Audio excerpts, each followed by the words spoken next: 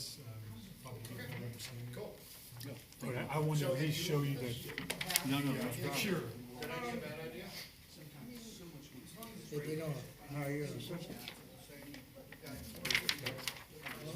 Just got out yesterday, not getting any help. Scott is not, no one's getting any business. Oh, Ed. Mr. Davis, how are you? What's going on? That's the best thing I've been called lately. You know what, I tell you what, Oh, it can always be worse. it makes me feel old. You shouldn't feel old. I don't disagree. My 8-year-old would properly call a 25-year-old Mr. So-and-so. So, It's all relative. yeah, it's all relevant, exactly. She didn't put in front of you is because whenever we talk about the rules and regulations, there's a provision in there about flying class. And what has been highlighted is the revision that we're gonna put into that. Okay. And that's from my attorney. Is this something different than what we've already been provided? Correct. Okay. And there was a little bit of a, not a call it whoopsie, but just a, more of a liability thing. I just worked with the city, working with the city manager, and I said, I gotta go to Aviation Board. He said, tell them that secret to take that tower down. Oh, really? It's gone. He says it's gone, it's down. As soon as Todd and Gene finish their But there's a new one. But, yeah, but the other one, as soon as Todd and Gene finish their ad hoc, we can get going. well, no, I did, we had it down. I know, that's what I'm saying. And there's another one going, Charlie Dean Jr. is gonna be putting one up over there on. I've never really on felt behind- good about it. in behind the medical offices over there. Okay, He's already got the permit put it up. okay. It's almost like An AT&T combination cell phone tower. Okay. a countdown. Gene, I don't think CD is gonna be here today, CD Flanagan, so you're welcome to scooch over if you like. Unless you have a thing against George. I don't smell too bad today. George Howard. Very good to see you. All the mics are on.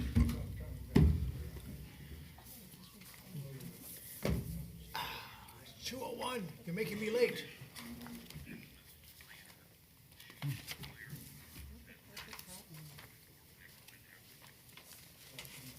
Technical issues.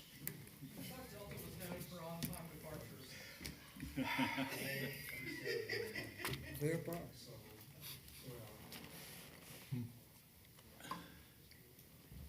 There we go. Now we're good. Good afternoon, everybody. I hereby call the May 2025 meeting of the Citrus County Aviation Advisory Board to order. If I could impose upon everybody in the room, please, to stand for the Pledge of Allegiance. Appreciate it. I pledge allegiance to the flag of the United States of America and to the republic for which it stands, one nation, under God, indivisible, with liberty and justice for all. Thank you very much.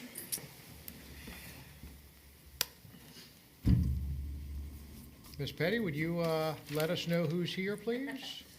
Good afternoon. This is a regular meeting of the Aviation Advisory Board on this 8th day of May 2025. In attendance, we have Chair Heiko Kallenbach, Vice Chair George McDonald, Board Member Mark Klingel, Board Member Gene Davis, and Board Member Charles Carr. Also in attendance is Todd Regan And and Hannah Petty. very nicely done. Members of the board, thanks for coming. Has everybody had a chance to approve the April, not the March, meeting minutes? If so, I'll take a motion to approve those minutes. So moved. Second. Moved by Charlie, seconded by Gene. Discussion? Seeing none, are you ready to vote? All in favor, say aye. Aye.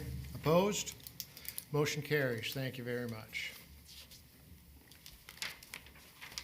Members of the public, is there anybody here that would like to say anything, bring anything to our attention before we move on? What part of six-pack do we not understand?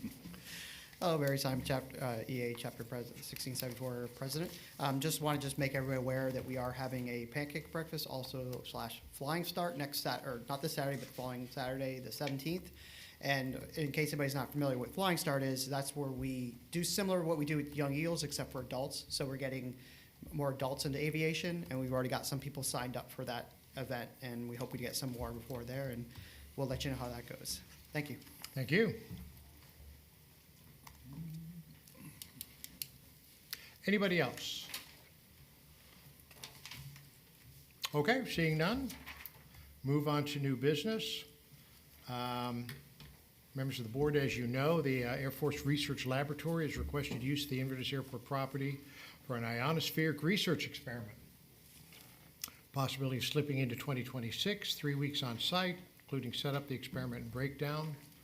It includes antennas, an array of element receivers, and an electronic unit housed in a shelter. Has everybody had a chance to look at the plans that Hannah so graciously sent to us? Todd, do we have anybody here to explain this? No, the gentleman that's been in contact with me, I think, is out of Colorado. You didn't just want to pop over, huh? No, not that close. But this type of testing can be done for many different reasons, whether if there's a gap in service providing, if there's any RF frequency issues, or some type of aviation relevance. But I can try to get more information on specifically why they want to do that, but this is not uncommon. They go to many different airports and do this. Take a few weeks and then they're gone. Okay. It doesn't require airport runway or taxiway closures? No, sir, it doesn't. And in fact, they're so used to doing this, they handle everything from NOTAMs to coordination with the FAA, FCC. Mhm. It's kind of a hands-off. Okay. Does it require disabling an approach or anything? No. Okay. No. There looks to be a building just north of where they want to put the receiver. Correct. And to the extent that there's guide wires coming both out of the transmitter and or the receiver, do we know how close the farthest post that they stick in the ground will be to the hangar? I think they're going to should be about 500 feet away from that hangar. Okay. And I even confirmed that they have power cables that come in 500-foot lengths. So they're used to going out pretty far away from any building. Mm-hmm. And what are they looking for from us, from this board? Really just an awareness. There's nothing more than that. Okay. I mean, do they need somebody's permission for this? No. Okay. I No? mean, Okay, go ahead. You know, Todd, where are they going? When I was reading through the things, they're requiring us to provide protection for that equipment. Where's it going to be housed at? so the building that is they're going to be close to is the T-hangar building, and they're going to have power source from there, and then 500 feet south of that. And so they'll occupy a T-hangar for how No. long? No? No, they're not going to be on our way. They're Okay. going to, they're going to be further south of that. If you know where that T-hangar's at, the space south of that is all just grass. So it's away from the taxiway, it's away from the runway, it's not in any approach. They did their homework. Okay, good enough. Yeah. So we're not looking for anything from this board other than awareness.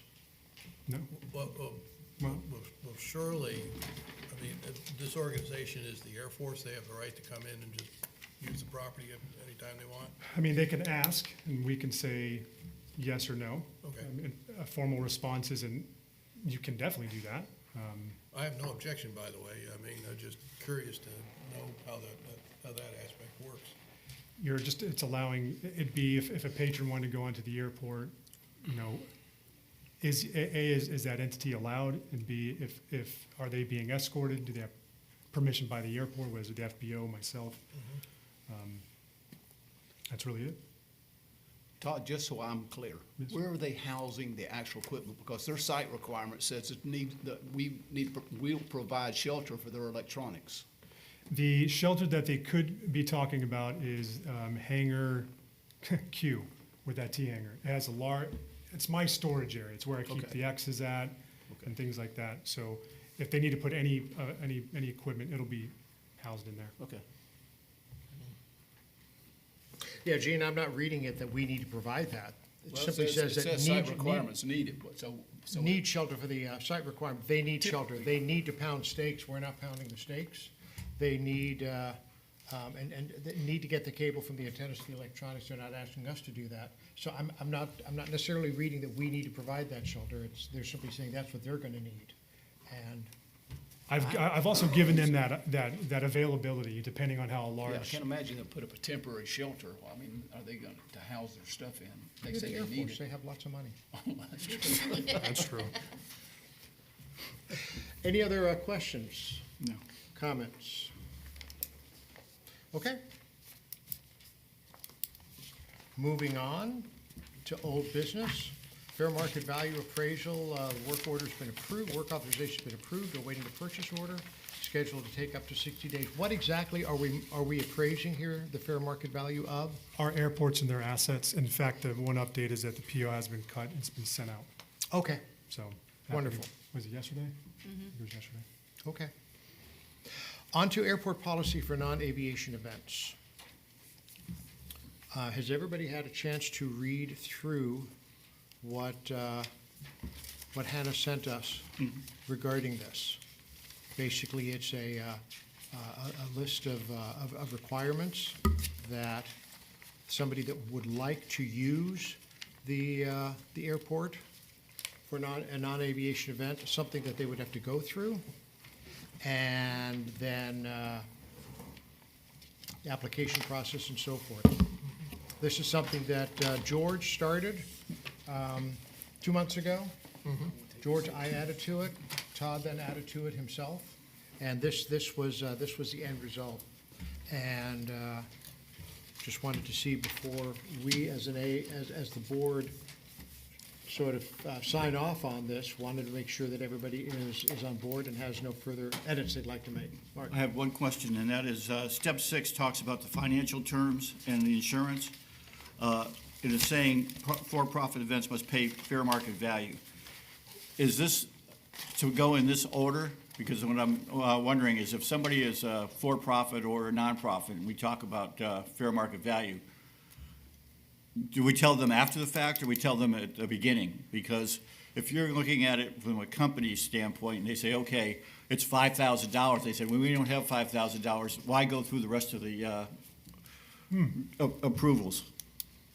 That's a good point. I didn't think about that, but I'm sure that would be better to know that information in the beginning. Or even just say it's an estimate of what it is and then Correct. have to finalize it at that time once we get everything done. Correct. Yeah, I think that's a good adjustment. It'd be difficult, of course, to know exactly what the fair market value is of the portion of the airport that they want to use until we have all the information as to exactly what they want. How much of the airport will be closed, if any, how long will that happen? And until we have that information, though, it's hard to give a price. Well, if you have some kind of an estimate and say it could be a range of something, so they have at least, otherwise you're going through the FAA and everybody else trying to get approvals. Why go through all that if they come up and say, hey, we can't afford it, we're not gonna do it. Now you've canceled all that work. Correct. I think once the fair market value of that appraisal comes back, then we'll know this is what you should be charging for rent for your hangars and even like for a ground lease. That'll give us an idea that if you have a tent or whatever you're putting onto the airport is going to cover this much square footage, we can give you. An estimate or a range or something and then finalize it, but at least they give something at the beginning. Yes, It sir. saves us time or approvals. Agreed. Basically, an information sheet that when somebody says, hey, I'm interested in doing this, you say, are you profit or nonprofit? And you give them an information sheet. Now they see that, okay, I'm a for-profit company and it's going to cost me some amount of money. Do you have any idea how much it's going to cost? Well, it kind of depends on what exactly you want to do. So you can have an informal discussion with them and give them some idea, or they have to go through a full application process of letting you know exactly what it is they want to do before you can give them a reasonable estimate. That's an interesting point. So what I'm hearing is have an information sheet ready to go. Then they know at least Approximately. approximately. And then they can build whatever and then we can get it and go through this process. Okay. And then when it gets, are you also saying that when it gets to step 6, that would be the more accurate pricing? Yes. Okay. Yeah, that makes sense. Anybody else? Yeah, my two concerns were, one, to make sure that FBO's tenants are given plenty of advance notice. That's in this policy. One thing I kind of sort of disagree with, approval is one time unless recurrent events are approved with annual review. The FAA circular on this subject discourages use of airports for non-aviation events. So I kind of look at this as something that we would do on a case-by-case and singular basis. I wouldn't want to say, okay, every year we're going to, in March, we're going to close down the runway for this organization, and then every year we're going to allow another organization to close down the runway for something else. I think that particular statement should be limited to approval as one time only. If they want to apply next year, fine, but, I think, I don't want to establish a precedent that, once you run a bicycle race one year on the runway, you get to do it every year. I don't think we should be in that business. I see your sentiment. What if there was an event that was more frequent throughout the year? And if this process takes months, what if that event was every other month, or I'm just giving a scenario? Well, I don't think we should be allowing the airport to be used that way every other month. I think, we should be looking to limit the amount of times in a year airports can be shut down for non-aviation events. I'm thinking once a year, period. But that's a case-by-case thing that, I'm not suggesting that as an ironclad policy, but I don't want to give blanket recurring annual approvals for these events. That's my suggestion on that matter. Okay. What if we were to generally say that these should be rare events overall, but that exceptions can certainly be made for something that happens more often, to the extent that impact on the aviation community is minimal, benefit is maximal, and it's worthy of some sort of consideration of a regular thing. So approval is generally one time with exceptions, with certain exceptions approved by the airport manager, something to that effect. Yeah. Except in rare instances, something that makes it clear that we don't expect to do this on a regular basis. At the same time, the folks that put on the annual triathlon out of Bicentennial Park, they would ideally like to use the airport every year for this. And to the extent it benefits the community, maybe it's worth considering. I don't know. Carl? Go ahead. No, okay, so, my 2 cents on this is it says unless reoccurring events are approved with an annual review. The annual review, in my opinion, is the catch-all in that, albeit it's annual, it still has to go through a review process. Sure. Okay? So I'm not sure we want to just cut it with one time only. Okay? But no different than we know that he's looking for the triathlon to be annual. Well, okay, but it's got to be reviewed in advance. And those will be the triggers in which we have to look at and take into consideration any other circumstances that may come into play. Do we have a suggestion on specifically how to word this bullet then?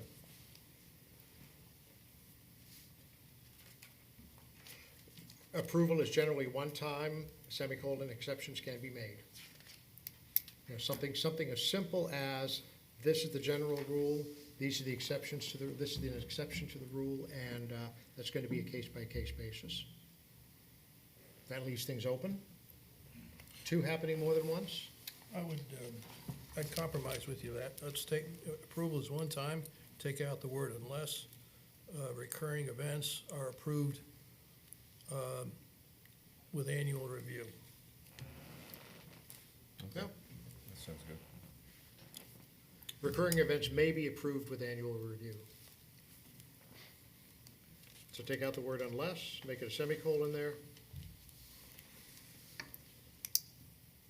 That way, it's open to the possibility if everybody's okay with it.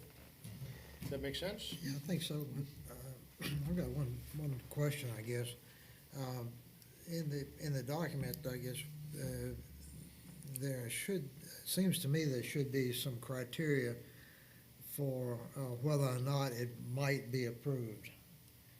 For instance, it should always be a case where we need to use airport property because other options are not available. And perhaps we should need to use the airport property only if it benefits or clear benefit to the public.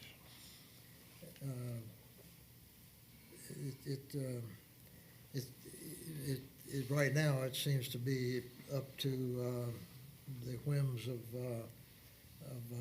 Of us? of us, yeah. I like that. Why shouldn't it be? No, seriously, the more detail you put into this, the more potentially we become hamstrung. Right. Yeah, I was trying to address the point you made, which was how do we get it across that this is not to be a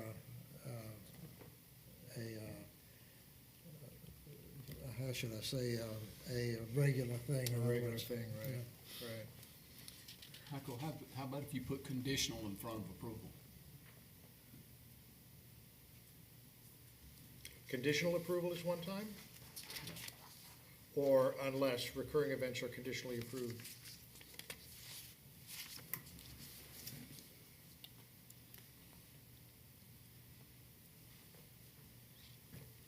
In other words, where were you saying put the word conditional?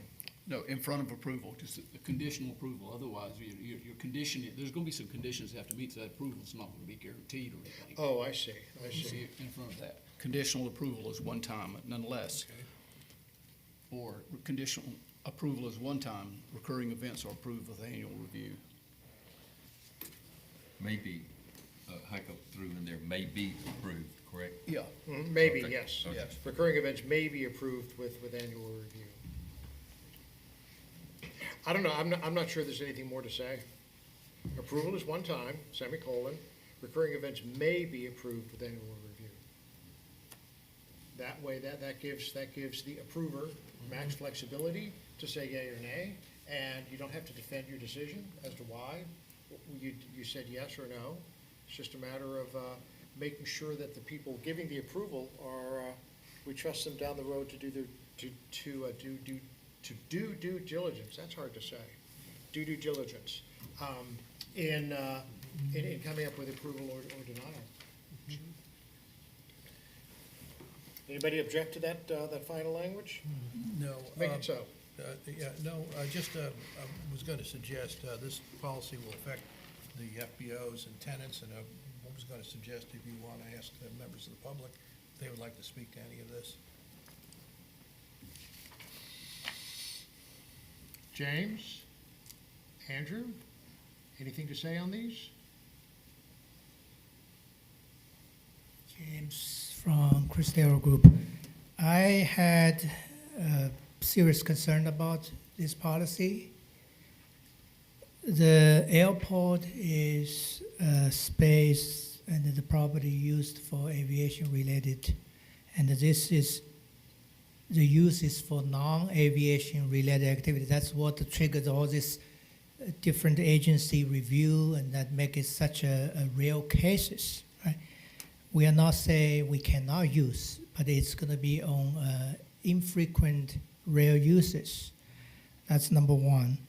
Number two, with all the associated party, it looks if this one get adopted, I want to have a fantastic idea to serve some community. I want to have this event to close the runway 19 at the Inverness Airport. Benefit the community. I don't get any money. I want to have that close the runway at the Inverness Airport. I'm just arguably say, because that reverse lease also affect Crystal River Airport. The county was notified Rob Ryder as a leaseholder. Rob Ryder may say, this affect my business, I don't like it. I said, no. From this, I don't see any, we will hear what they said no, but we can still proceeding, get to this event, close the runway, and hurt their business. Consequently, if this event is going to hold it on Crystal River Airport, that could hurt us, even it's a short time. And the whole thing triggered this by is a centennial by tricycle this event. And I made a statement here that close the runway for a few hours.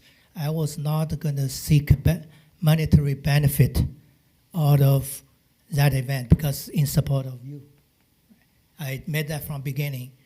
But if this become an adapted procedure and standard policy, anyone could have applied such event that could have impact on my business also, even in the airport. So I advise we should look at this really seriously and see what the potential impact, the precedent we are setting.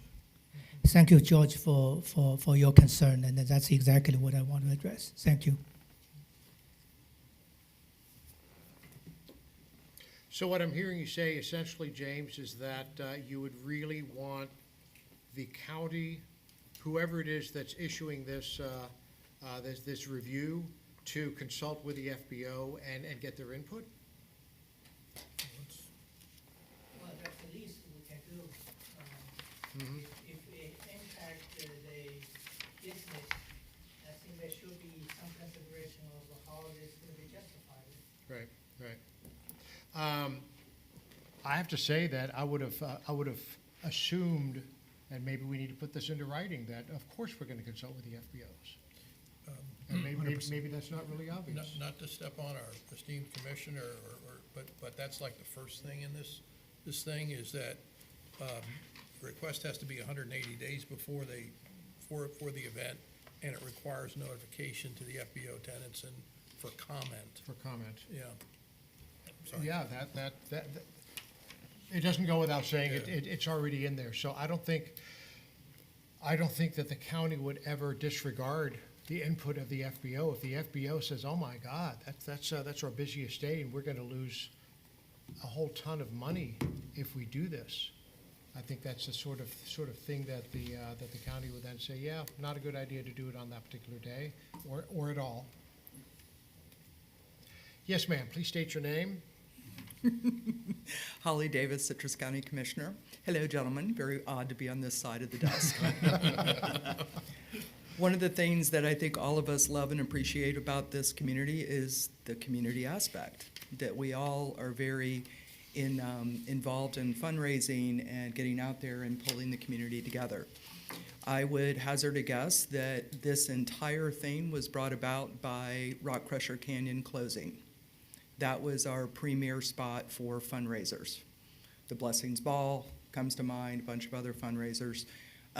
Side note, I was 2 months of commissioner when I put in an entire business case for the county to buy Rock Crusher Canyon to turn it into a theater and amphitheater venue in our park system, but it failed miserably. So here we are. The best place now to hold a fundraiser in the whole county is at the Inverness Depot. You guys did a great job there. What I am hearing from some of the organizations is that some of the rules or the money aspect in Inverness is a little tough. I don't know if you guys can work with that anymore. Thank God I'm not in charge of Inverness or Crystal River. We actually waive that in many cases. Yeah. So my personal opinion, as obviously as someone from a deep aviation family and as a pilot, I was there on site at Crystal River when Goody got a call from ATC that there was an airplane inbound with a very rough running engine that probably wasn't going to make it. And we ran out there and he managed to limp in and make it to land, I think, on Niner. So I have grave concern about ever closing the runway for any reason that we don't have to for maintenance purposes. I really do. I get the triathlon aspect. I'm willing to be convinced, but you also have to convince the FBOs because it does impact their business, even if it's just an hour. But if you have someone that has a rough running engine or they're dead sticking in and you've got a bunch of kids on that runway, what are you gonna do? You know? All of this has been caused by a learning opportunity. We've all had many learning opportunities in our lifetime, so do organizations. There was an event at INF that went wrong. Didn't end well on any regard. So we do need to look at doing that. Can we rent out the hangars if the FBOs are involved and, you know, there's some sort of financial compensation for them? Sure, why not? I just don't think we should ever close the runways for anything other than extending it, restriping, resurfacing, all that kind of stuff. So just my 2 cents. Thank you. Thank you. Anybody else from the public?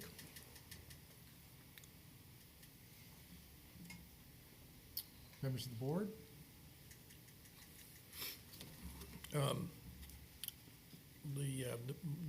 The reason we decided to look at establishing a policy was because we were getting these kind of requests in, 3 that I can think of over the last 2 years, to close a taxiway, close a runway. And there didn't seem to me to be a process in place to ensure that the FBOs were consulted, that, and more importantly, that the right people were making the decisions on whether or not to close the runway or taxiway. So the idea behind developing a policy was to at least have, not necessarily a set of rules, but a framework to, well, how do you consider this? Because these things come up all the time. Like I said, at least 3 times that I can think of in the last couple of years. Speaking to the commissioner's point, the one thing that I don't believe is particularly clear in this policy is who actually makes the final call. I think my initial thought was applicant comes in or somebody wants to come in and do it. The FBOs, the tenants get notified, it comes here, we make a recommendation, but I think ultimately that decision has to be made by the airport owner, the county commissioners. And then, you know, whether that's never or once in a while for something, I think that falls onto the county commission to decide. Charlie? That's the origin of my criteria statement. I think I pretty much agree with what Holly just said. I don't think you should ever close it unless there's an overwhelming reason to. And I think the guidance should in some way subtly reflect that. To George's point, the reason that we're here talking about these policies and procedures in the first place is because we've had a few requests from time to time. Most of them have been not timely, and so we've not been able to say yes. And we're trying to come up with some sort of guidance for people that want to request these sorts of things. And we do say at the bottom, there's no guarantee we're going to say yes. At the end of the day, we might or might not agree with this. It all depends on what the circumstance is and what the cost-benefit analysis is, both to the FBO, to the flying public, to emergency vehicles, and so forth. And it could be a hangar rental. It could be a request for, a grand ball on the runway, who knows? But each of those cases would be taken one by one and considered. And if it involves closing a runway, probably no, but you never, you don't want to say never say never. But at the same time, we are simply here putting together a procedure by which somebody can ask the question. Yeah, to that regard then, looking at step number 7, this is the only place in this policy where it talks about who makes the call. It says a review and approval and final coordination. county and AAB review application. I think that should be AAB reviews, makes a recommendation, and then it goes to county commissioners. Heiko, excuse me just a minute. I mean, I think we all sitting up there want to help support our community. We want to do what's best for the kids, what's best for charities. Chris Moling runs a great triathlon. But, and Holly's response, and I brought this up at the last time. I mean, an example, I guess, is we got to be clear. I can give you a good example. I was flying into Ocala one time in the helicopter and had a main rotor gearbox failure, like, come on. I mean, I had to clear everything, come down now. And I guess I'm concerned if we have something that is an emergency, do we have everything in place to get those kids off the runway and everything that fast? That would be, I think it's a safety factor with me, and it's not so much, maybe that FBO loses a few dollars, but if they're willing to say, for the good of the community, we're willing to do that. If we can, if we can cover that safety factor, what happens if it may not ever happen, but it could be an emergency. Then with the board's indulgence, let me suggest that we table this for now. Spend a little bit more time thinking about exactly how to move forward. And if anybody has any specific comments to make, please forward them via email to Todd. Todd and I will coordinate over the next month and come up with basically take everybody's comments here today into consideration, see if we can put together some edits to this that will make, satisfy everybody's needs. May I also ask that all of the individual that has leases be notified and request their input? Because it impacts them too. Yep. They can't come Step one does include notification to the FBO's tenants and users for comments. I assume that means, But, no, what I'm saying, okay, if this is gonna be a policy, right? Let's get the tenant's perspective as well.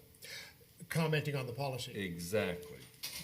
I think that's important, no different than what Gene just said is, let them hear what our thoughts are right now, and what do they think? You talking about the FBOs or hangar renters? Okay, so the FBOs know already, if I'm not mistaken, because they've already made comment. What I don't know, and what I'd like to hear, are the tenants. Okay. That we make that effort to let them know, here's a copy of the proposed, what are your sentiments? Give us some feedback, give them a time frame to get it back to us, obviously, because we want to try to see if we can move this forward, and then take it from there. Okay. Todd, do we have a way of, once we're kind of carved on this a little bit more, do we have a way of sending this out to the tenants for their consideration? Absolutely. Okay. We'll see if we can get this done by the June meeting, and if not, we'll have to push it off to July. Would we be giving the tenants prior notice actually before that event happens? Not that they agree to this can happen, but a date so that they don't have something planned. They're taking a trip that day, going to be out and on the schedule to know that it's going to be shut down. You're not going to be able to use the runway this time. Step one something in there. requires that we notify the tenants and Okay, users ahead of and give them an opportunity to provide comment. Okay, yeah. So just to be clear, so what you'd like me to do is to send out probably some type of email to all the airport stakeholders and provide this document and just get some feedback? Let's cut on the document a little bit first. Okay. So don't send it out yet. We'll work together. And board members, if any comments that you have, if you could please email them to Todd, ideally today or tomorrow. And then he and I could work a little bit next week to come up with, incorporate those comments. Then we'll send them, we'll send that draft back around we can discuss it in June. Sounds good. Sound good? Very well. Having said that, the next item that we have an update on is the airport minimum standards, rules, and regulations. It's going to be another long one, folks.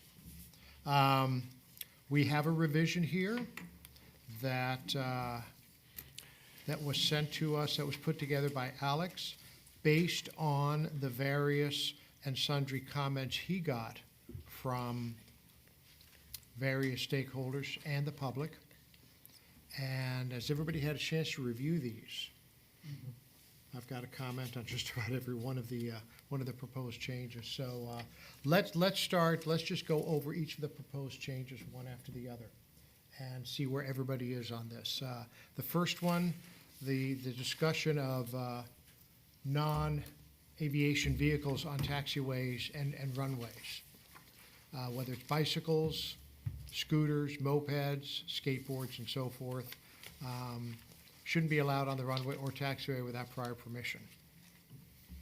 Does that make sense to everybody? Is everybody good with that modification? My opinion is it's unnecessary. To allow them to have the bicycle on the taxiway? No, to restrict, severely restrict it. I don't see individual going to and requesting the airport manager to authorize the use of his vehicle on the airport. Somebody made the comment that if he's got a gate code and he's able to get on the airport, then he should be authorized, if you will. Otherwise, we shouldn't have a gate code. And one of the other comments said basically it's never been a problem, and I'm not aware of a problem at Crystal River that we've had. So specifically with these restrictions, I just don't think they're necessary. Anybody else?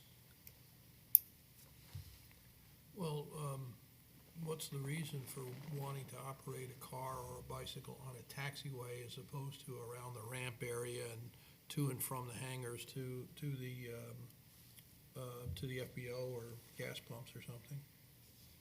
Why would you want to do that? I'm not familiar enough with the Inverness Airport to be able to comment, but I know at Crystal River, if you come in the main gate, the only way to get back to your hangar is via a taxiway. Oh, okay. If you come in the other gate, you can get to many of the hangars, but not necessarily all the hangars via taxiway, via roadway, other than taxiway. And if you happen to be on your bicycle, because that's how you get around, now Yeah, you're okay, going to I see need to it. use Yeah, their taxiway to get to a T hangar, for example. I'm not sure there's any other way to get there.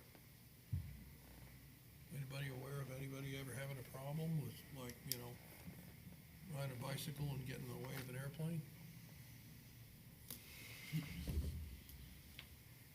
I think the only reference that we have based on that was Dan Montgomery was here at the last meeting, and he commented that he would ride his bicycle to his hangar. And obviously, he'd have to come through the gate. Obviously, he's got a code. And so that's a destination, all right? He prefers to ride his bicycle, all right, to the airport. That's fine. I don't want there to be any preclusions from that, because that's his mode here at the Inverness Airport. James, you have a comment? I just sort of laid out what the common practice at the Crystal River Airport right now is. The people use the vehicle to access to the taxiway. Sometimes they had a jet coming to land it. They want to be able to load and unload directly where they were parking, because sometimes the jet is not able to park right in front of FBO. From that walking is a little inconvenient for the people coming to the county with the jet. That's number one. Number two, for the bicycle, is a lot of at the Jensen Airport, the people coming for the weekend breakfast, for instance, they're coming with their own bicycle, with scooter. in their plan. They don't want to walk to the restaurant or the adjacent area. So they tied their plan and they took the scooter and going away with that because our airport do not have the crew card anymore, and with various reasons. And so they have their own local transportation per se. Another scenario is the people coming to some maintenance. They got the parts, the tools they want to bring to the particular spot, try to do over there, which we discourage them to do. We assign a spot, further away from the main ramp and in the area, so it's not impacted the main ramp area, need them to do the repair or that in that sense. So that's just the basic information for you to consider. Todd, you had something? No, I thought you raised your hand. no. Okay. So the applicable paragraph, of course, says what it says. No person shall operate a bicycle, this and that and the other, without prior permission of the airport manager. Strollers, wheelchairs are okay. And then the next paragraph is no person shall walk or run on any taxiway or runway without prior permission. Walking or running is only permitted if the action is required as part of that person's employment, contract with the airport, or associated with an aeronautical activity. It occurs to me that we could also provide that permissiveness, whatever, to operating a bicycle or some such. In other words, you can't ride your bike on the airport property just for exercise, but you can certainly ride your bike to get to your hangar for some aeronautical activity. So what if we were to say that no person shall walk or run, or operate a bicycle, scooter, blah, blah, blah, unless the action is required as part of that person's employment, contract with the airport, or associated with an aeronautical activity. Daniel, does that make sense to you? Sure. Yeah, I think the key word, so at least in Crystal River, hey, Daniel, I'll see with ice, sir. So you have a taxi lane, which coming from the FBO heading south, that's taxi lane Bravo on the airfield diagram. And so, it's a little bit more flexibility, and I can understand to get to the box hangars and to the parking apron that's parallel to the grass runway. Need to be able to access it really any way, from bikes, because I was actually at Inverness last Friday and saw the gentleman riding his bike to his hangar. And that too, that area that goes down, it's a little constricted in view, but it's always been see and avoid, especially for an uncontrolled environment. And if it hasn't been a problem, one thing that we take into account when writing these, a lot of aviation rules are written in blood, and so it's when something happens, so nothing may have happened yet.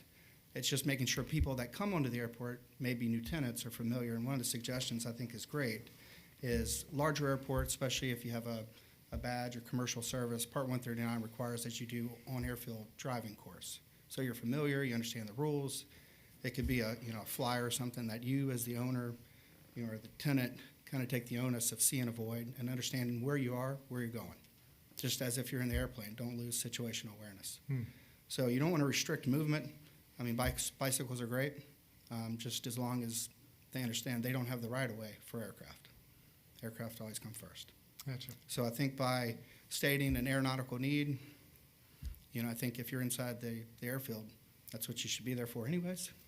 So kind of goes to the last discussion.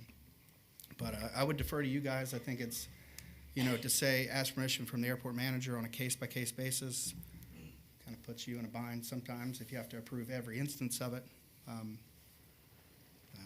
I think training would do a lot, and just specifying within your lease document, or if you get access to the airfield, that you understand where you are and where you're going and what the limits are. There are access gates at Crystal River to get to the T hangars, but understand there's different scenarios where you need that access.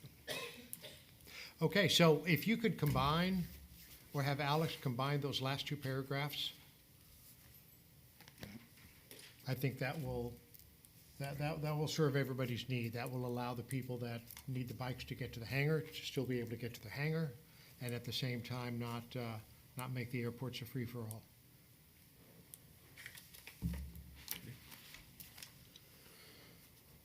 Moving on. People towing airboats should not be allowed to drive onto the ramp.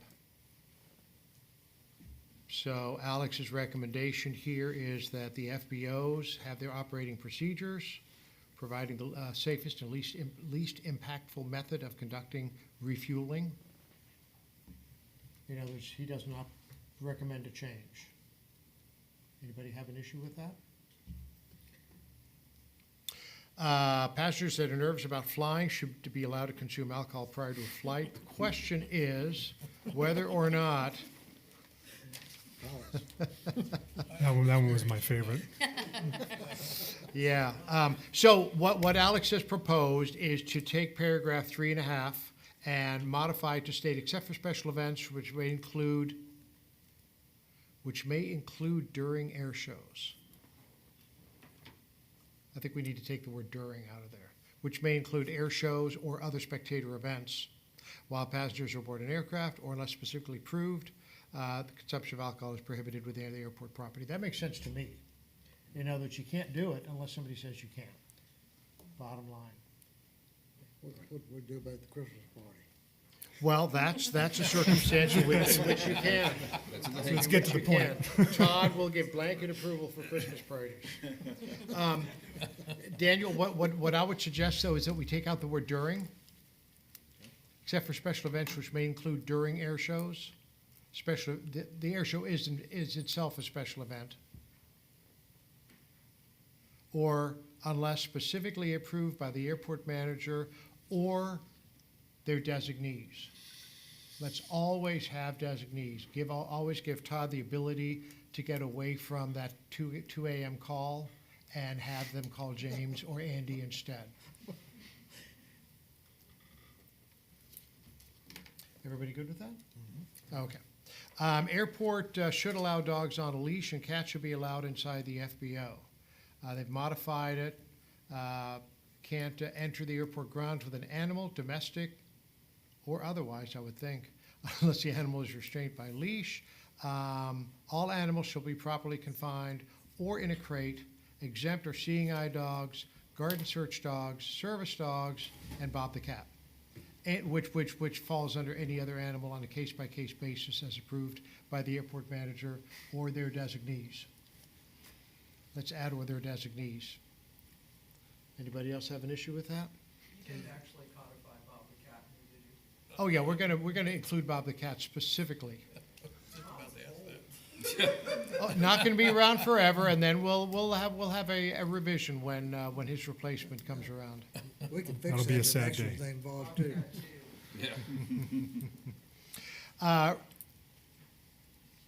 Alex is proposing to modify aircraft takeoffs and landings. No person may cause an aircraft to land or take off at the airports other than on a runway.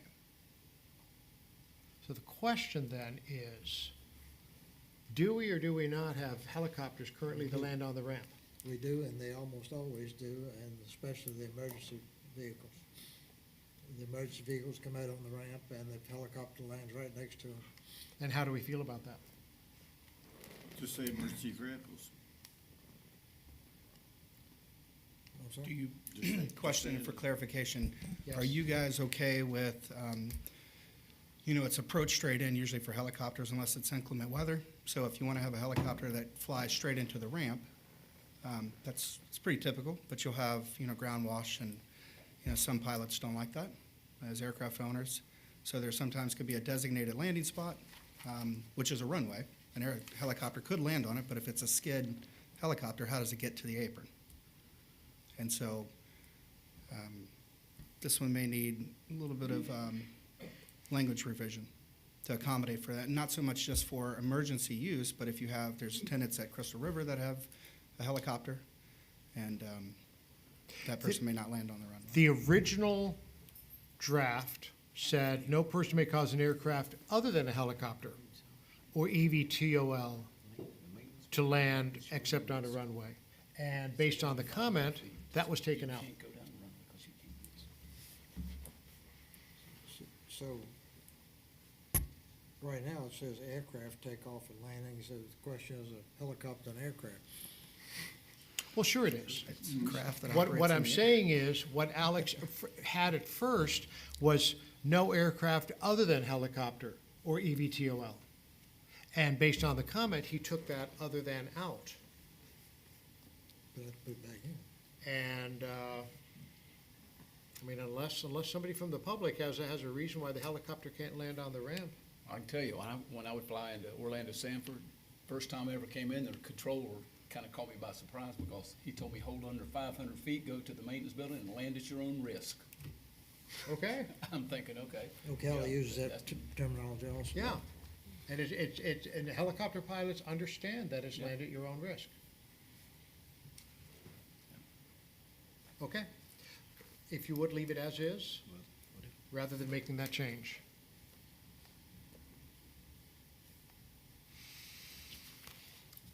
Motor vehicles on the taxiway. So what, Oh, I'm sorry. are we expecting blimps and hot air balloons only to use the runway and other types of approved turnout vehicles? Darn good question. It is. Apparently so. You could specify that fixed-wing aircraft have to use the runway. With a hot air balloon, you land where the wind takes you. That's a good point. That's a good point. And if you land on the grass, then Todd's gonna be on you. Yeah, that's a good. I'll just wave at him when they go by. It's a good point. That's a good point. Fixed-wing aircraft need to land on the runway. Everybody else can do what's appropriate at their own risk. That's a good idea. Fixed wing aircraft, takeoff and landings. Now, some eVTOL they do have fixed wings, but they're able to vertically take off. So that's a little gray area, but, or as specified in, the rules of flight, Right. Motor vehicles on the taxiway. The original proposal was that you have to have a light and you have to have a radio to monitor the CTAF. What Alex has done based on comments is he has left in the light requirement but taken out the radio requirement. And again, as with bicycles, there are people that drive their cars in to the hangar. And the question is, do we want to make them buy a light to put on the roof of the car? Again, it's one of those things that's worked forever. Airport's not really growing substantially, although it may with the extended runway, with a business park at Inverness. Do we really need every hangar owner to buy a light to put on the top of their car? How about if they just put on emergency signals? Every car has them. That's true.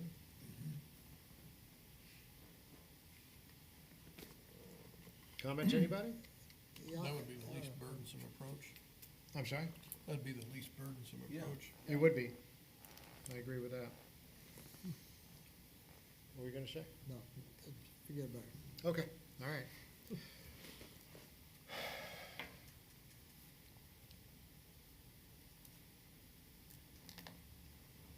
Daniel, do you have a specific suggestion here? The FAA does not require general aviation airports that are uncontrolled to use a light or self-announce on CTAF. So it's defer to you guys, but what I would say is a light, an external light. I have one for my truck, and it is cumbersome. A lot of times I'll turn on my emergency flashers as, I want to be seen if I'm out there at night or just in general, and I've got to keep my situational awareness. So even if you have those tools and you mandate it, those extra levels have to still be there. Talking to Alex, he was okay removing, as I understood, both of them, both of the requirements to carry a radio and to have an external beacon or light. And because I think there's a comment here that requiring lights on vehicles should work just as well. So whether they're your headlights or your flashing lights, but to even mandate that, still Right. it's see and avoid. Well, what if we then said vehicles operating on a runway taxiway shall use their emergency flashers? And then get rid of the rest of that sentence, get rid of the next sentence that says they need to be escorted? Would that work? Yes, and I talked to James at the last meeting that, you know, a lot of time, most of the times, if somebody's coming into the FBO and they coordinate and they need to get on the movement area, they get escorted. Somebody mentioned, you know, Okay, somebody's all right. taking their first flight and the family wants to come in and watch them solo. You want to get as close as possible. You don't want that family to go out there by themselves. So James coordinates that, and I'm sure Andy does as well. Right, right. The next sentence, all aircraft have right-of-way over surface vehicles. That's a really good sentence. Could we add that to the preceding, the part about the bicycles? Add that sentence to the paragraph about bicycles?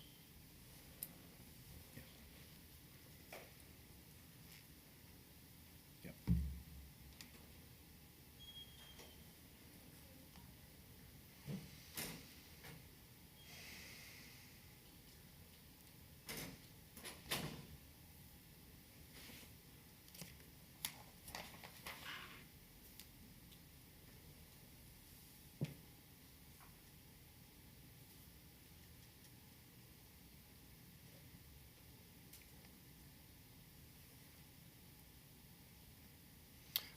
The next comment is about oil, case of oil, cans of hydraulic fluid. The language already says that lubricating oils and so forth, and fuel stored in approved containers, lubricating oils and containers receptacles specifically designed for such a purpose. So I'm not sure how that prevents somebody from putting a case of oil in their hangar. What, perhaps you could expound on the intent of that? What would you have in mind? I mean, Risk and lowering liability. If Well, stored, sure. you know, chemicals and solvents, and you should have a cabinet, an approved NFPA cabinet inside it. If you're, especially if it's a lease building, even if it's your own building, you know, making sure that you have lids on containers of used oil and it's stored properly. And Inverness has a spill control plan that requires that, and not just of the FBO, but of all tenants that store flammable liquid, and not just fuel. Yeah, no, what I was getting at was, I mean, aviation oil, it's already in a container, and you get it in a case in a box, and you set it on the floor. What, does that meet the intent of the policy there? I don't know the right terminology, but when you get into NFPA, you know, oil, if you put a lighter to it, it takes a little bit to get it going. But diesel, same thing, but things that are highly combustible, volatile, that a thinner or some type of solvent that put to ignition source would easily combust. Those are the things, I think that's the intent. Flammable in itself, I think anything could be flammable if given enough time, you know. I think that's the intent, I think that's how NFPA sees it as well. Would you want to add, it be disposed of in accordance with hazmat material properly, so that, you know, just because it's stored is one thing, you want to get rid of it. Absolutely. Yep, and I've seen that numerous times where the oil is in its approved container, it's in the box and the bottle, and then you change the oil and then you're leaving it in a bucket inside the hangar, and, you know, it gets knocked over, it's an afterthought. Mhm.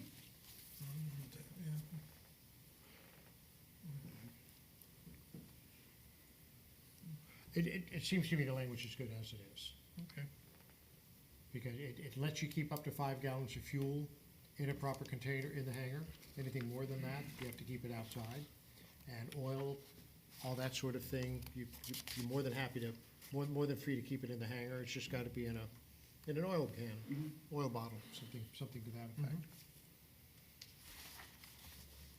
All right, moving on to the minimum standards. I'm sorry. I don't have that in front of me. 5 gallons separate from aircraft storage, is that correct? Or you Yes, saying- yes, 5 gallons of, hang on a second, let me pull up the exact language.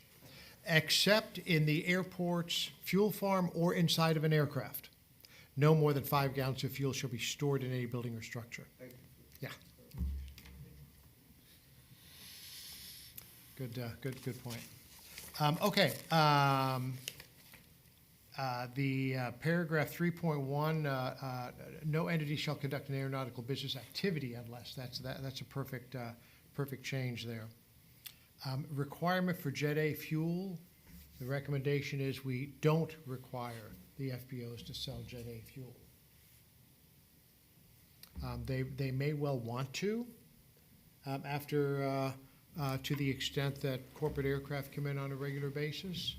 Crystal River may have more corporate aircraft coming in after the runway's extended, and it may be useful to have it. The question is whether it needs to be required. Correct me if I'm wrong, but weren't those requirements in the RFPs when we solicited FBOs? I just have a recollection that when those RFPs were produced, that was one of the requirements. That was one of the things we wanted the FBOs to be able to do, was to sell jet fuel. And, you know, if you've been out at Inverness recently or last several weeks, I mean, there's a lot more jet traffic coming in. So, there, and of course, Crystal River's always had jet traffic. What is in the RFPs for, in the FBO leases? Are they required to sell jet fuel? I have to take a look. I wasn't here when that happened, but, Yeah. Says yes. Okay.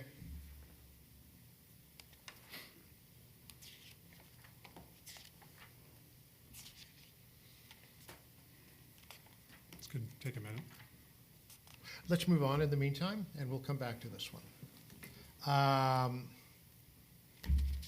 Window washing stuff? Do we need window washing stuff? Is it bad to have it? It's not bad to have it. Is it bad to require it? It's, James, how do you feel about being required to carry window washing stuff for airplanes that come in and want to buy some gas from you? We, sometimes we have this bottle, what you call the spray, and I think sometimes we're running out, so I don't know what is the reasons we have to mandatory for that. Andy, you have a point of view on that? We always have it because we have airplanes we need to clean around the windows anyhow, so Yeah. we're always gonna have that available. Yeah. I'm fine with the change that Alex has proposed. Anybody else have an issue? Uniform requirements at FBOs. I'd like to see them in a little white shirt and a bow tie personally, but that's me. A propeller hat. Well, of course. I have one of those. Color hat, oh, that would be most apropos. You know, to me, the thing that really stands out is the FAA's requirement that only authorized personnel be allowed out on the ramp. And so, the bigger airports, the FBOs, you can't even go out onto the ramp. You gotta, I mean, you don't get access to the ramp itself without going through the FBO building, and the door to the ramp is locked, and somebody's gotta buzz you out. And the people that have unfettered access to the ramp all have some sort of an ID badge that says, I am allowed to be here. But as far as uniforms go, I don't know. That strikes me as being a little overkill for us. Yeah. I'd leave that to the FBOs to decide if they want to uniform their people or not. So what Alex has proposed is keeping the uniforms, but getting rid of the requirement to have a name on the uniform. I'm wondering if we need a uniform at all. Personnel shall at all times be properly uniformed, which at a minimum must identify the FBO's company name and the employee's name. James, do Steve and Mark each have Crystal Air Group shirts? Do they even have these shirts? They do. Do they always wear them? No.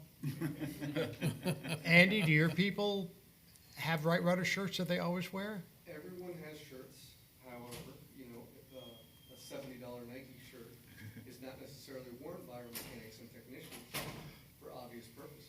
Right.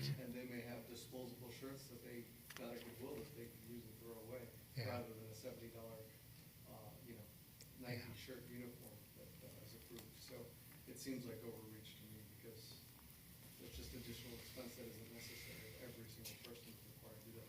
In addition, by having it personally named, if you have it embroidered, you know, thinking about the environment, that's a requirement that requires that we spend more and get more tire Right. unnecessarily so. I'm against that. I'm okay with taking out that whole first paragraph. Me too. Under personnel, May I make a suggestion on that? yeah, If there's an emergency, how are you going to be able to identify that person who works at the airport if you are not from around here?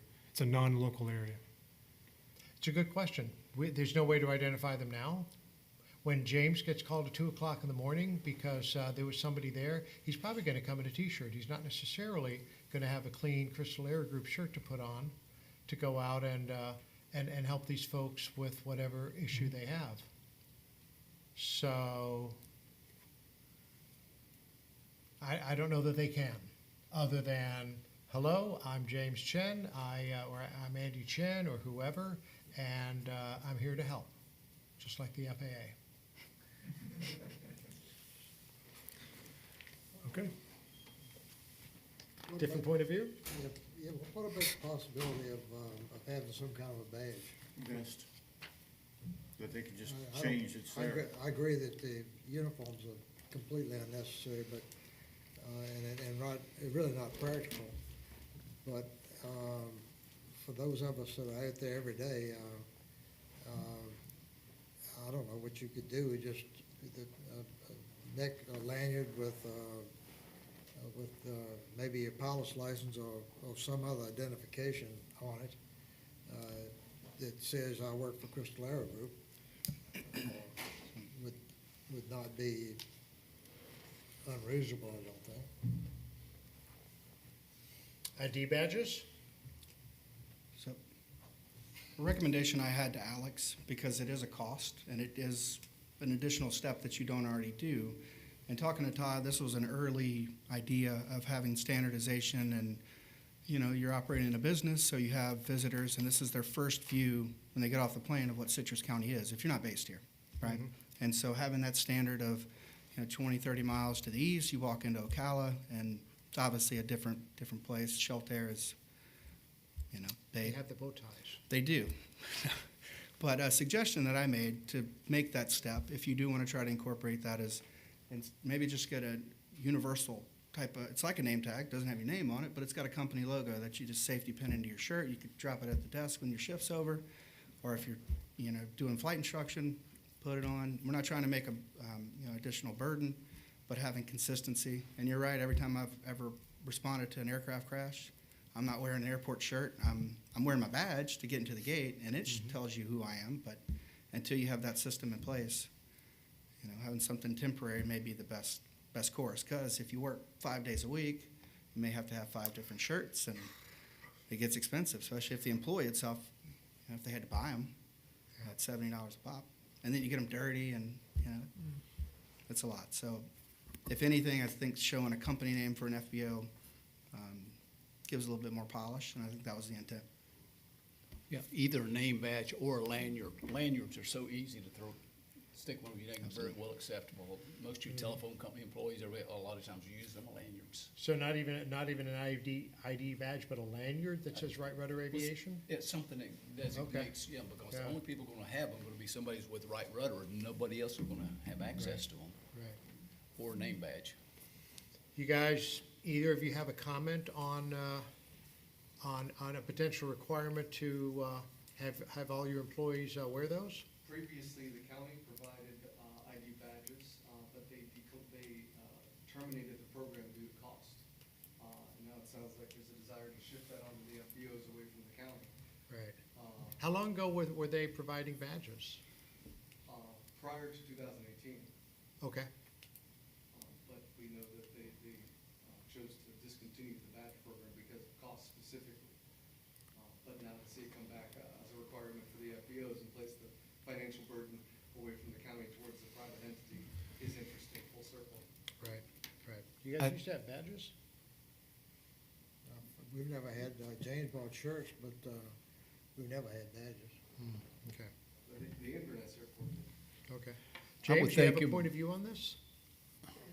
You have a point of view on this, the idea of getting lanyards or badges that say Crystal Air Group?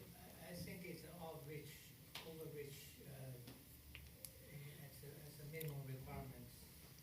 We never had issue security-wise and identify the customer or identify by the customer, we never had the issue. And I got the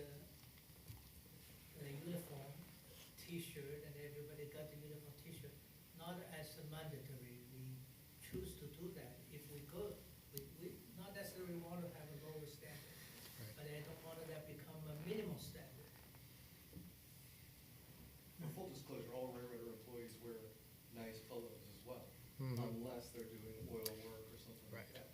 right. So you guys have been to our facility, and 99.99% of the time you come there wearing railroader attire.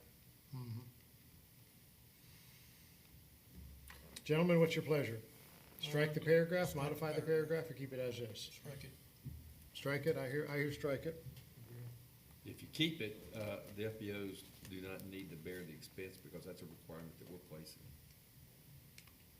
I'll pony up $10.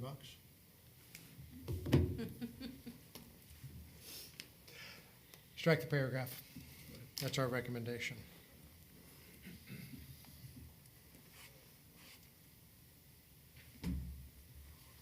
Any result of your research, Todd, on Jet A fuel? Yes, I confirmed, even though I wanted them warm and fuzzy, I was pretty confident, but both FBOs are required to sell both Jet A and 100 low bed. Well, then we might as well keep it in. So, Until you, if at the expiration of the term, you could come back and update it. Yeah. To not require it, so long as you hold each entity to the same standard. yeah, but I mean, both facilities have the fuel farm for Jet A, and there's no reason not to stop selling it. Well, the intent is too, is if a second FBO were to come in and you don't require them to sell Jet A, but then you are required, or you're required to sell it, and they have to, build their own facilities, and it's a, smaller price for entry for them. And they can start undercutting you on, avgas. That's the intent of it, is to make sure you keep that standard the same. Well, but then the flip side to that is, right now, the county doesn't have a policy of having more than one FBO at each airport. We don't need them, don't need multiple FBOs. If we turn into Lakeland or something, it might be a different story, but that's not the case now.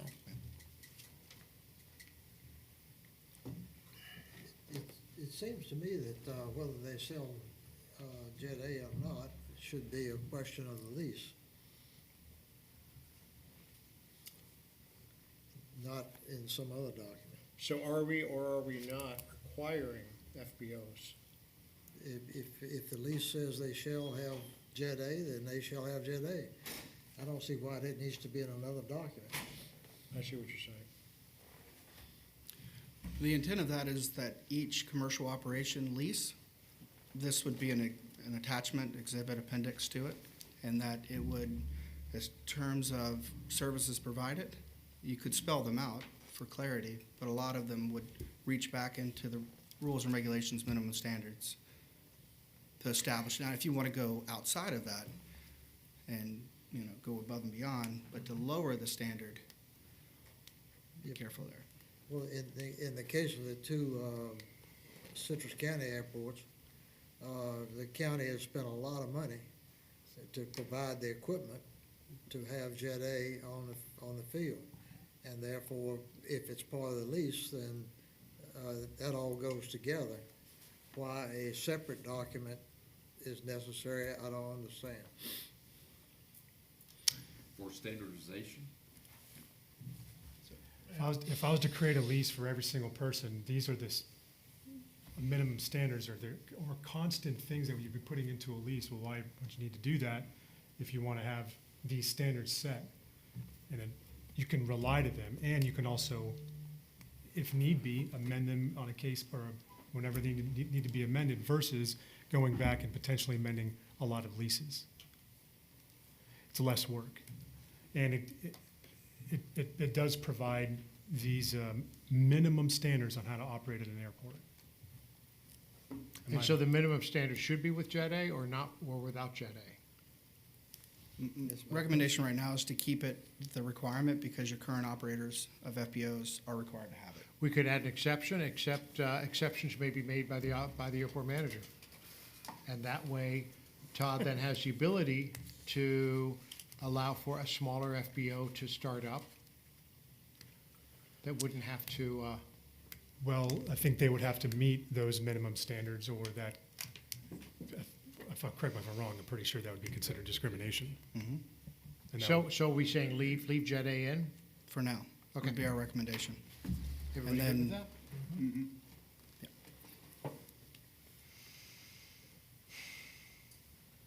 FBOs should be able to decide the hours they want to operate. Alex's response is minimum hours of operation are in place to ensure an adequate level of service. So basically, what we're saying is the hours of operation need to be at least 8 a.m. to 5 p.m. with after hours on call, response time not to exceed 2 hours. Again, I think those are things that were specified in the RFPs for both FBOs and are probably in the lease as well. They are. I mean, that just depends on, this, to me, that this was written more of a, what's a typical day for most people is a 40-hour week, Monday through Friday, 8 a.m. to 5. Of course, depending on the type of entity that comes in, then their lease can spell out something more specific. But putting there something, versus, because if we don't, then that opens up for anything. Okay.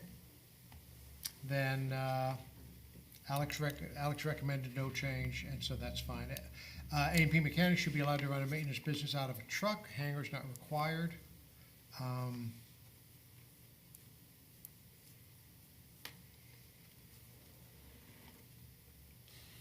I tend to agree with Alex here, leave it as is.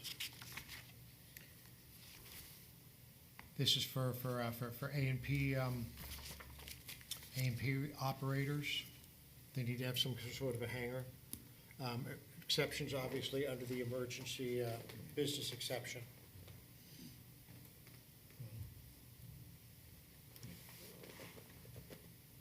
Moving along. Almost done. Hours of operation, again, minimum hours of operation, 8 to 5, same thing.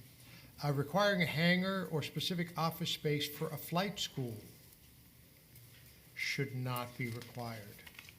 And Alex is saying that his response to that is a hangar is only required if the flight school has its own fleet of airplanes.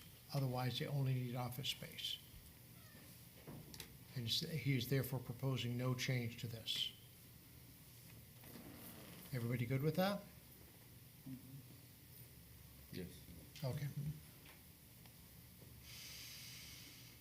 Minimum number of aircraft in a flight school was reduced from 2 to 1. My question to you, Daniel, is does that one aircraft have to be IFR certified? Because when it was 2, one of them had to be IFR certified. What is Alex's proposal here? The only comment there is the minimum number of aircraft reduced to 1. Did you guys talk about that? No, what I remember is having just one aircraft was sufficient enough versus 2. And That's going to be a pretty minimal flight school. James? That's the intention that the county would like to create that standard to welcome a single CFI training, like freelance training. Like if I go to another airport, I'm a CFI, I have one aircraft, and I can open up a flight school at an airport without the requirement for the classroom, without the requirement for the hangar, I can just call that as a flight school. I thought that was a really low minimum. it wasn't the intent for the county, it was more for, I have to entertain, if someone does want to come to this airport, if they're a tenant already, and if they want to open up a flight school, I can't deny them of that. But the county had the chance to establish that standard, right? That's the standard we are setting. If we're talking about to have a professional standard, to require everyone to have a uniform, and that flight school for someone with one aircraft that coming on the CFI, I want to go to school. Crystal River could have a 10 flight school tomorrow. Is that what the county wanted? I'm just asking a question. Okay. I'm busy enough to open my own. You have a CFI, have a helicopter, and then you can open the helicopter, you can have a CFI, you could have like 5 flight school in the airport right away.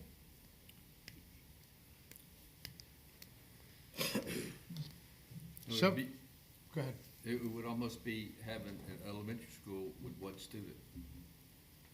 Where's the logic?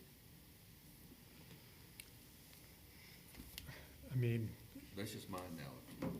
A flight school, to me, is a school of many, not singular. what do you tell someone that wants to come to the airport, build a hangar, but only has one aircraft and would like to open a flight school? James?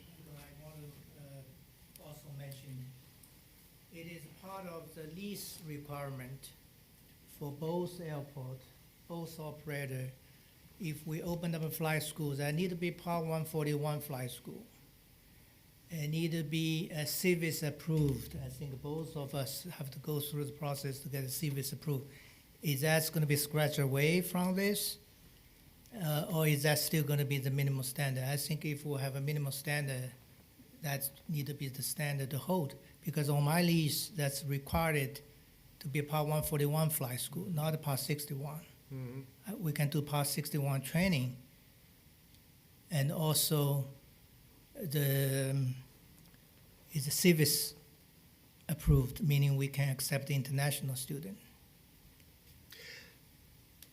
To that point, I have a CFI certificate. If I am able to get on the waiting list and get a hangar rented, can I start giving instruction out of that hangar? Is there anything currently in county policy that would prevent me from doing that? Not that I'm aware of. You bring me your own airplane, and I will teach you how to fly that airplane. We're gonna use my hangar. Well, I guess I have to have an airplane to have a hangar. So, okay, I have an airplane. I keep my personal airplane in the Sure. hangar, and there's a little part of it that's a classroom, and that's where I'm gonna teach you to fly your airplane. Is there anything at either airport in the county policy that would prevent me from using my hangar that I rent from the county to give flight instruction? Not that I'm aware of, but I can look into it. I would at that point be a flight training operator, and so these minimum standards would apply to me.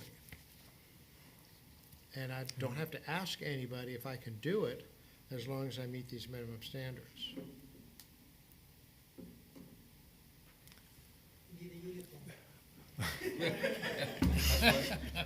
And a lanyard,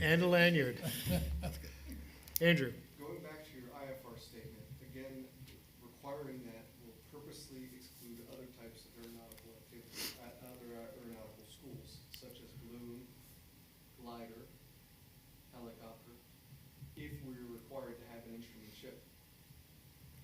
So that is needlessly restrictive, because then we're saying that those types of aeronautical activities, which the airport sponsor is required to support in the grant assurance program, we're not allowing those types of activities to take place. So you can't, you could say that for fixed wing, Mhm. granted, but Yeah. there is no blimp IFR, there's no IFR blimps right now. Maybe there should be. I'm kind of thinking back a few years as to why we put those requirements in the lease and in the RFPs to begin with. And, Which requirements, 141? yeah, to have the 141 school, to have a classroom and all this kind of stuff. And the reason we did that is there was concern that, not at Crystal River, but over at Inverness, we were concerned that was just, tumbleweeds going down the taxiways, and we wanted to see some development out there. And so we set up, and we weren't worried about having 2 or 3 FBOs or 4 or 5 flight schools. We were worried about having one company out there that could deliver those services to the aviation community out there. So that's why we did that. Now we have that. I'm a little concerned that if we open it up and create, competition that doesn't have to do all these things, that doesn't have all these costs, that we're negatively impacting the FBOs that we wanted there to begin with. So I'm a little concerned about that. And now I've got another thing to consider. Todd, you're gonna check into seeing, well, I mean, regardless of what our intent was, maybe under current county, rule, somebody like HICO could go ahead and open up a school anyway, regardless of what our original intent was for how we set things up. So I think that's an important thing for us to check. So I'm thinking this issue needs to be thought a little bit more deeply and maybe a little more time. Can we kind of kick this around at next meeting? Do you need some comments today? Not necessarily. I was gonna make that comment that if you got some leases that you guys are evaluating, there's a few leases that are coming up. I mean, this gets put into those leases, so, it's up to you. We've got the time to review it, wanna get it right. And you don't wanna create an unfair, regulation or standard to where these guys have to be 141 and somebody else could get a, 3,600 Right. square foot hangar and 1,500 foot office space and operate a flight school. And your cost will be cheaper if you don't have to provide all the criteria of being 141. Right. Mr. Chairman, Madam Commissioner? I have one quick comment. Yes. While we're going up there. You taught your son how to fly, right? I did. A lot of pilots are CFIs and they want to teach family to fly, or a best friend or something like that. There's a big difference between 1 or 2 students a year and basically catching off of our airport and most importantly, the FBO that's supporting it and becoming a competitor. So as I've learned the hard way, being a commissioner, paper tiger is what Randy Oliver used to call it. You can regulate all day long, but how do you enforce it? Yep. Right? So we have a business operating in Citrus County right now that's purely single-family residential. It's got an event space, photography studio, all kinds of stuff, which is clearly code violation. But because we can't see it from the road, we can't violate him, but he's advertising everywhere. So we know he's there. So whatever magic you do, that would be, allow the little onesie-twosie stuff for best friends and family, but there's a way to figure out how to enforce it. That would be my vote.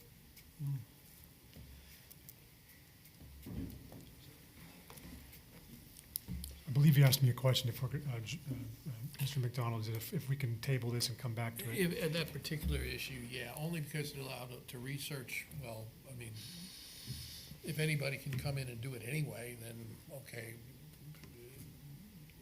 In other words, if HICO or anybody else could then open up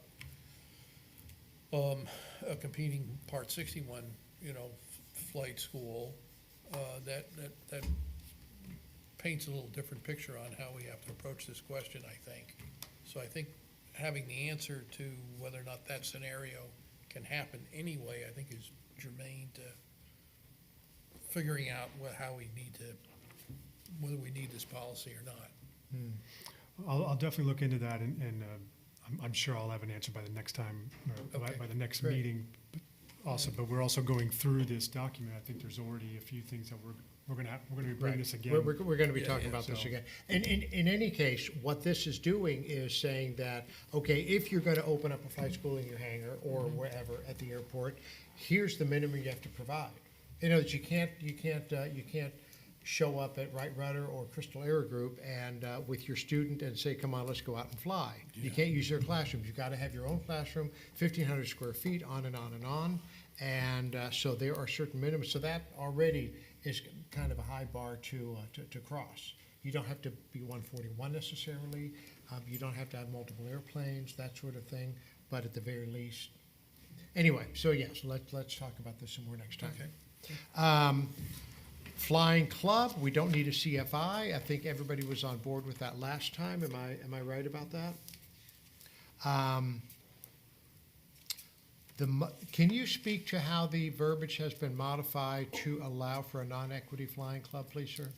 Yes, sir. So as it was written previously, it was only for equity.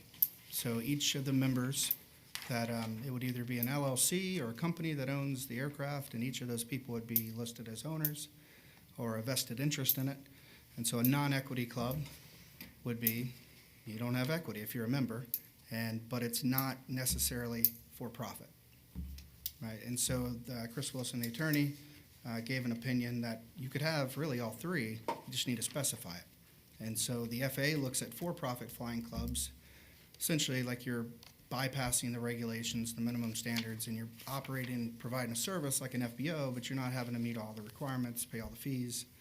And so the attorney drafted up the language that you as a member or non-member cannot be inured any type of advantage or any type of, it's just to cover the cost of the operation, the aircraft, the maintenance, the overhaul, hangar keeper. But if you're going to get any return funds as a member, equity or non-equity, that should not be allowed. And if it is, then that should be covered under a for-profit, but the FAA doesn't really acknowledge for-profit flying clubs. Gotcha. And this revision, this proposed revision would come in where exactly? Okay, so let's see, 15. So the language, I think within the email just today and yesterday, there was a lot of language that went back and forth, and Alex gave an email this morning that agreed that the language should be added. So let's see. Personnel. Yeah, don't have the copy in front of me. Do you have that in the email? I don't have that email in front of me. Thank you. All right, so he struck through, each member must be a bona fide co-owner, so wherever that is where it starts. Okay, 15.1.5, equipment. As I interpreted, this is regarding equipment. So who gets access to it, right? And Gotcha. it could also Okay. be covered under the agreement portion. But we could get an answer to you to clarify if it's an additional section. And what Mr. Wilson leaned into is that there is some language that he uses in other agreements that could be added to this to clarify between non-equity and equity, and then a for-profit type of Okay. operation. Okay. 6. Yeah, if you want to go ahead and put that in, and then we can look at it some more next month. Yep. Great, thank you. Generally speaking, yes, so the non-tenant emergency business permit, that's the last thing we have. Add the airport manager to just airport. And then also, wherever it is that it says airport manager has to approve this, make sure we add or their designees. Because we want the people at the airport that make the emergency landing at 2 a.m. not to call Todd, want them to call Andy and James. Todd is not going to answer. Andy and James will answer, or their designees will answer. And then they'll have the ability to move forward with whatever repairs need to be made. And in general, there's a couple of things in there that talk about a 7 business day application period, a 10 business day, this and that and the other. When we're talking emergency kind of situations, mostly we've got minutes or hours. We don't have days, let alone weeks. So however we can make that, we can carve out something specific for middle of the night, I need my mechanic to come and fix something, would be great. So, what else do we have to talk about? Any more comments on this, folks, before we move on? Okay, good. It almost resembled work. I know, right?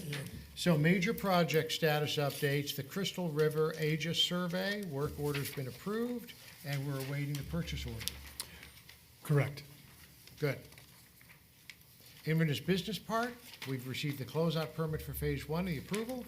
Discussed with the consultants the next steps, received bidding documents in May, received SwiftMed permit within 90 days, and awaiting the rough schedule. And the Correct. rough schedule will then eventually be smoothed out, Yes. in theory, hopefully. Inverness Corporate Hangar, revision 2.0 sent to interested party. Correct. How's that working out? Any updates? Nothing, I haven't received a reply yet. Okay. The DBE, work authorization approved, awaiting purchase order. Is that what we mean by PO? Correct, sir. Okay, all right. Any updates on that? Nope. Inverness AWAS replacement, also awaiting the purchase order. Work authorization has been approved. Airport signage, work authorization under review and has not yet been approved. Is that right? Yeah, we just got that got approved yesterday, the PO's made, it's just, the PO's just waiting approval. Wonderful.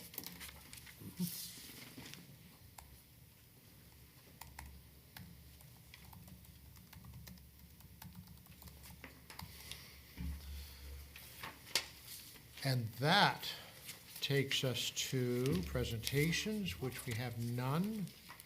Tower updates, airport security, board communication. We have the honor of having a member of the Citrus County Board of Commissioners in attendance today. Madam Commissioner, do you have anything you'd like to say to us? Mark, it was you that worked on the special events? No. Was it you? Someone spearheaded that, I thought. I just wanted to give compliments to the chef, that was a lot of work. They didn't want me to rain on y'all's parade.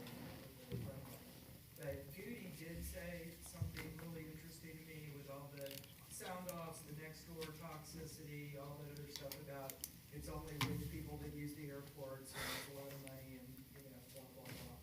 And, she said, people just forget to think of those runways as US 19. It is a transportation vehicle, period, full stop. The Citrus County Chamber closes down with permission US 19 and State Road 44 for their Christmas parades, right? And nobody's trying to make an emergency landing in a car. Right. Just, we always have to think about transportation first. This is the whole role of the airport. Like I said, you could talk me into closing it for an hour for, maybe, but I'm just really reticent about that. Gotcha. Call me. Any other members of the public that have anything they'd like to bring forward? That all being said, next meeting is Thursday, June 12th, 2 p.m. Here, this very building, this very room. Does anybody have anything else they'd like to bring up? That said, I'll take a motion to adjourn. So moved. Charlie? George, second. Discussion? Those in favor say aye. Aye. Opposed? We are adjourned. Thank you very much.